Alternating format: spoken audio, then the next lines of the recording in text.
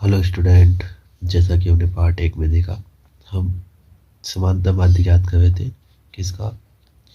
जिसमें केवल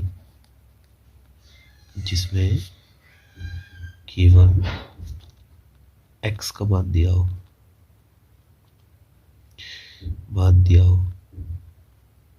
और इस प्रकार के हमने 4 टाइप के क्वेश्चन देख लिए थे, 4 टाइप के। और हम सेकंड देखेंगे जब x एवं f यानी बारंबारता का मान दिया हो। पहली बात तो बारंबारता होती क्या है वो मैं समझा देता हूँ आपको। जैसे 2, 3, 2, 4, 6, 2। अब इन अंकों में देखो 2 कितनी बार आया? 1, 2, 3 बार। तो 2 की बारंबारता होगी 3। मतलब कोई अंक जितनी बार आता है वो उसकी क्या कहलाती है? बारंबारता। तो ऐसे जब x एवं f का मान दिया हो तो हम जो समानता माध्य ज्ञात करते हैं उसका सूत्र होता है सिग्मा x बार बराबर sigma fx upon sigma f। ठीक है, ऐसे याद करते हैं। पहला क्वेश्चन है अपना, ये क्वेश्चन दे रखा है। देखो ये क्वेश्चन है जिसमें x का मान दे रखा है और f का मान दे रखा है। अब कह रहा है निम्न बारंबारता बंटन यानी होता है सारणी का समांतर माध्य ज्ञात कीजिए। तो सबसे पहले हम ये सारणी बना लेते हैं। इधर मैं x का मान लिख लेता हूँ, इधर मैं f का मान लिख देता हूँ। तो पहले मैं मान लिख देता हूँ। तो 1, 2, 3, 4, 5 और 6 इधर लिख दिया मैंने। 2, 5, 6, 4, 2, 3। अब देखो ये हमने सवाल लिख दिया।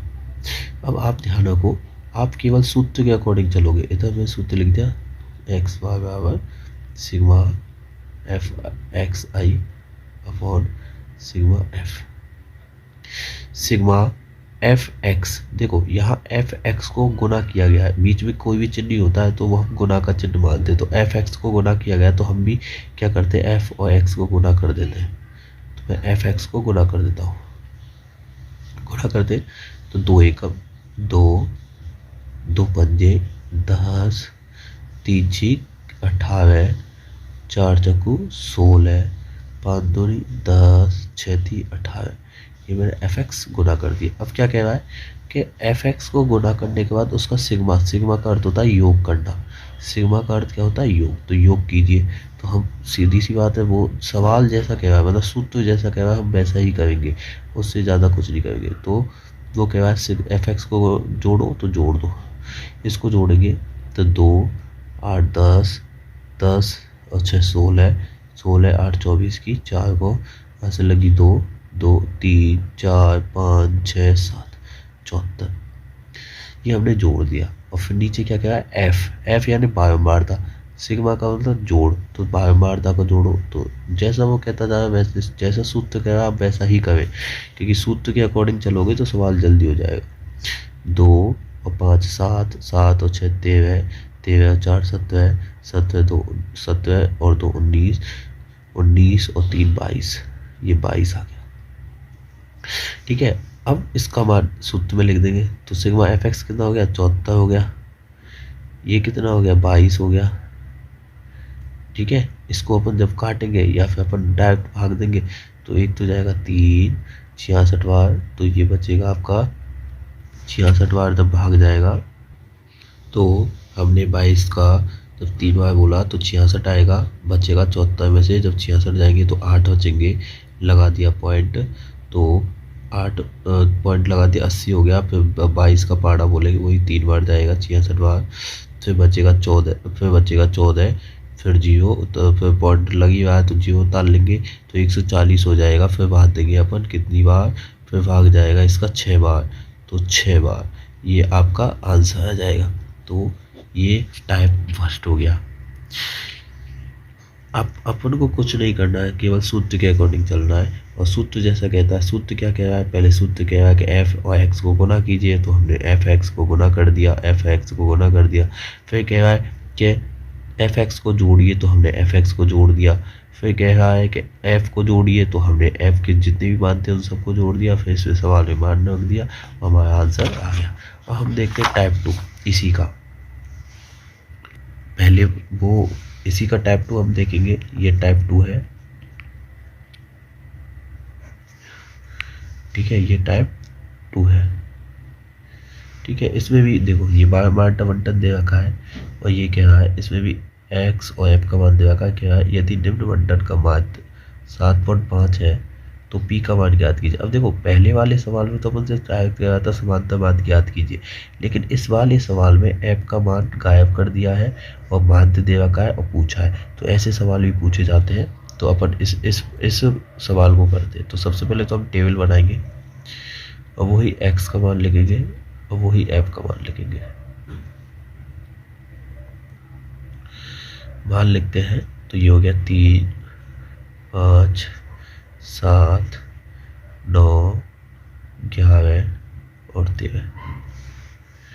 ये करने के बाद हम एफ का मान लिखते हैं, तो वो 6, 8, 15, पी 8 और 4, ये मैंने मान लिख दिए। इसके बाद हम सूत्र लिखेंगे, क्योंकि बिना सूत्र के हम सवाल तो sigma F X upon sigma F X Y बराबर sigma F x I I I है, ठीक है। ये मैंने सूत्र लिख दिया। अब देखो ये क्या कह रहा है, एफ और एक्स को गुना करो, तो हम पहले एफ एक्स को गुना कर देते हैं। तो मैं एफ एक्स को गुना करता हूँ, तो 6 3 18, 8 5 40, 15 7 105, ये 9 को पी से गुना करके ध्यान रखना 9p आएगा, ठीक है। और फिर 11, ये 8 है, 11 8 88, 13 चौका 52, ये जुड़ गया, ये हमने गुना कर लिया। अब वो क्या कह रहा है, वो ये कह रहा है कि एफ एक्स को जोड़िए, क्योंकि सिग्मा एफ एक्स हो रहा है, इसका मतलब सिग्मा एफ एक्स हो रहा है, इसका मतलब एफ एक्स को हमने गुना कर लिया। अब सिग्मा करते होता जोड़, तो हम जोड़ कर देते हैं। तो देखो ये 9p तो है ये, तो इसको तो मैं ऐसे अलग से उठा के लिख देता हूँ, क्योंकि ये इसमें नहीं जोड़ेगा। तो अब इसको जोड़ेंगे, 8 और 5 13, 13 13 और 2 15, 15 8 23 की 3 को हाथ से लगी 2, 2 और 3 3 और 4 7, 7 7 और 8 15, 5 20 की 0, हाथ से लगी 2 और 1 3, ठीक है। ये 303p हो गया। फिर क्या कह रहा है, सिग्मा एफ, अब एफ को जोड़ो, तो एफ को जोड़ लो, तो 6 8 14, 14 और 5 19, 19 और 8 19 8 27, 27, 19 और 8 27, 4 31 की 1 को हाथ से लगी 3 और 1 4 और प्लस पी, ये मैंने जोड़ लिया। अब इसके मान को हम सवाल इसमें रख देंगे सूत्र में। देखो यहाँ पे एक्स सिग्मा बार ये माध्य दे रखा है कितना 7.5, तो इसका मान मैं यहाँ लिख दूंगा 7.5। ये दे रखा है सिग्मा इफेक्ट दे रखा है 303 प्लस 9p, और ये दे रखा है 41 प्लस p। अब देखो इसके नीचे कुछ भी नहीं है, तो मैं 1 लगा देता हूँ। अब ऐसे कंडीशन में हम क्या करते हैं, वंश गुणन क्रॉस मल्टीप्लिकेशन। तो वंश गुणन करेंगे हम इसका, तो देखो 7.5 41 करेंगे, तो कैसे होगा, 75 एकम 75 की 5 को हाथ से लगी 7, और 75 दूना हो 75 150, और ये होंगे 300 300 300 में 7 जोड़ेंगे तो 307, और एक संख्या छोड़ के पॉइंट है तो एक संख्या छोड़ के पॉइंट, प्लस 7.5 भी हो जाएगा 303 प्लस 9p, ठीक है। अब देखो 75 करेंगे तो 7.5 भी उधर चला जाएगा, क्या कर रहे हैं हम 75, तो क्या होगा 9p माइनस 7.5p, ये मैंने उधर भेज दिया, और ये इधर जाएगा 307.5 माइनस 303। जब इसको करेंगे तो ये आएगा 1.5p, और इसको करेंगे तब ये आएगा 4.5। हमको केवल p का मान निकालना है, ये यहाँ पे गुणा में है तो उधर जाएगा भाग में हो जाएगा, तो 4.5 बटे 1.5, पॉइंट से पॉइंट के गया तो 15 थी 45, p का मान आ गया 3। तो ऐसे हम यदि समानता मान देवा का हो और m का कोई भी मान गायब करवा का हो तो हम p का मान से ऐसे निकाल सकते हैं। ठीक है, अगला है टाइप नंबर थर्ड। ये टाइप नंबर थर्ड है। देखो एग्जाम में थोड़ा सा भी पॉइंट 10 वाले सवाल आ जाते हैं तो बच्चे घबरा जाते हैं कि इसको कैसे करेंगे, गुणा कैसे हो पाएगा। ठीक है, देखो जैसे x की मान दे रखे 0.1, 0.2, 0.3, 0.4, 0.5, 0.6 और ये f की मान है 30, 60, 20, 40, 10, 50। f का मतलब बार बार था, मतलब 0.1 कितनी बार है 30 बार, 0.2 कितनी बार है 60 बार। तो निम्नलिखित बंटन यानी सारणी का समांतर माध्य ज्ञात कीजिए। तो देखो समांतर वही मैंने बोला था पहले। अब x का मान लिख लेते हैं और फिर f का मान लिख लेते हैं। तो लिखो पहले तो मान लिखो 0.1, 0.2, 0.3, 0.4, 0.5 और 0.6। इसके बाद f के मान लिखो 30, 60, 20, 40, 10 और 50। अब केवल सवाल लिखा है हमने, इसके बाद आप और कुछ नहीं लिखोगे, पहले सूत्र लिखोगे। तो सूत्र हो गया x बार बराबर एफ एक्स, ये आई लगा देना। आई का मतलब होता है f के मान कितने भी हो सकते हैं और x के मान कितना भी हो सकता है, और ये I F sigma F x, sigma F X upon sigma F. ये लिखने के बाद अपन क्या करेंगे, देखो इसमें कह रहा है कि f और x कोई भी चिन्ह नहीं है, इसका मतलब f और x को गुणा कीजिए। तो हम डायरेक्ट सिंपली एफ एक्स को गुणा कर देते हैं। तो गुणा करते हैं, देखो सिंपल गुणा, इन 10 को भूल जाओ, आप समझो ये एक है, एक को गुणा करेंगे 30 से तो 30 आएगा। अब देखो 10 कितने बाद है, एक संख्या के बाद, तो एक पीछे से इकाई अंक छोड़ के 10 लगा देंगे। 60 दूनी 120, कितना अंक छोड़ के एक अंक, तो 10 लगा देंगे। 30, 20 या 60, एक अंक छोड़ के है तो 10 लगा देंगे। 4 चौको 16, एक अंक छोड़ के है, एक अंक छोड़ के है तो 10 लगा देंगे। इसके बाद 10 पंजे 50, एक अंक छोड़ के तो 10 लगा देंगे। 6 पंजे 30, एक 10 छोड़ के एक लगा देंगे। ये हमने गुणा कर लिया। देखो दोबारा देखो 30 एकम 30, तो 30 लिख दिया मैंने, तो एक संख्या छोड़ के पॉइंट था इसलिए मैंने एक संख्या छोड़ के 10 लगा दिया।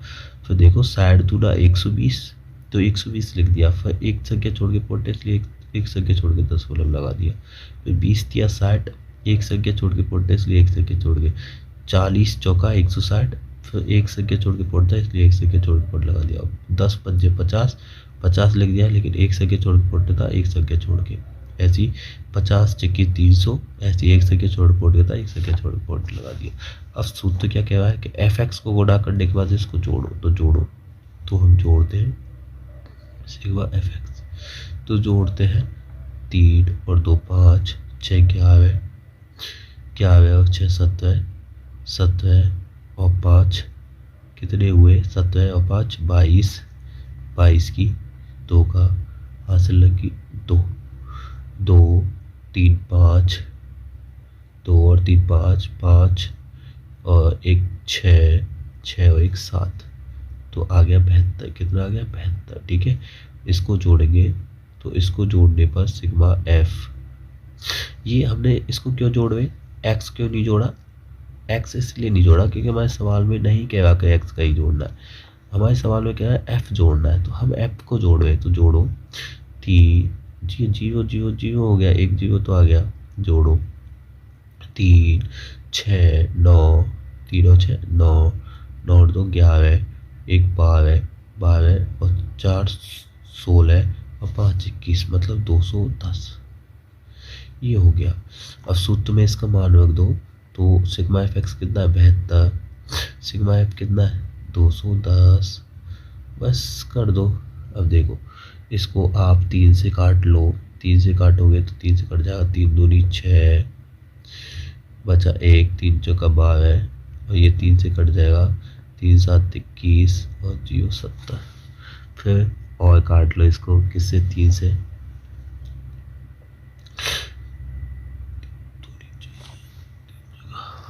अब 3 से फिर दोबारा काटोगे तो ये कट जाएगा 3 8 24,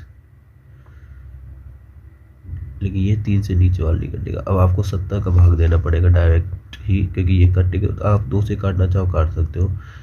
12 दूना 24 और 35 दूना 70। इसके बाद आपको डिवाइड देना पड़ेगा। डिवाइड देने के लिए सबसे पहले हम क्या करेंगे, सबसे पहले हम जब भाग देंगे 35 का, भाग में जाएगा नहीं तो हम क्या करेंगे, दशमलव लगा लेंगे। दशमलव लगाने के बाद यहाँ 0 बढ़ जाएगी।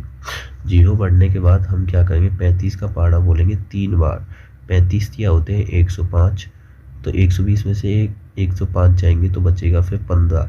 फिर दशमलव लगा हुआ तो 0 लग जाएगा तो हो जाएगा आपका 150। फिर 4 बार 35 चौका होते हैं 140, तो आपका ये आंसर आ जाएगा 0.34। ये आंसर है आपका, ये समांतर माध्य आपका। ठीक है, तो ऐसे हम समांतर माध्य ज्ञात कर सकते हैं जब आपको एक्स और एफ का मान दिया हो। अब ध्यान रखना, समांतर माध्य का 30वां पार्ट आएगा अगले दिन।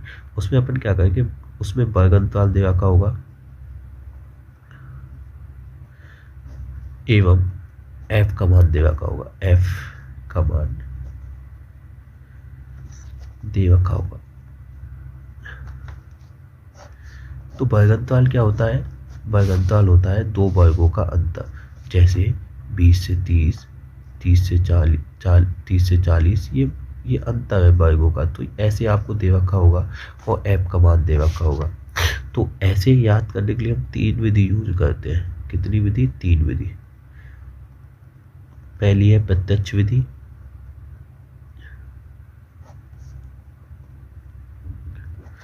दूसरी है पद विचलन विधि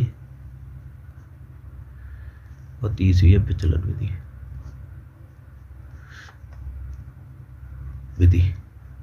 ध्यान रखना, इन तीनों विधियों में से एक सवाल, एक या दो सवाल वो हर बोर्ड के एग्जाम में 101% आते हैं। चाहे राजस्थान हो, चाहे CBSE हो, चाहे बिहार बोर्ड हो, कोई सी भी एग्जाम हो उसमें 101% आएगा।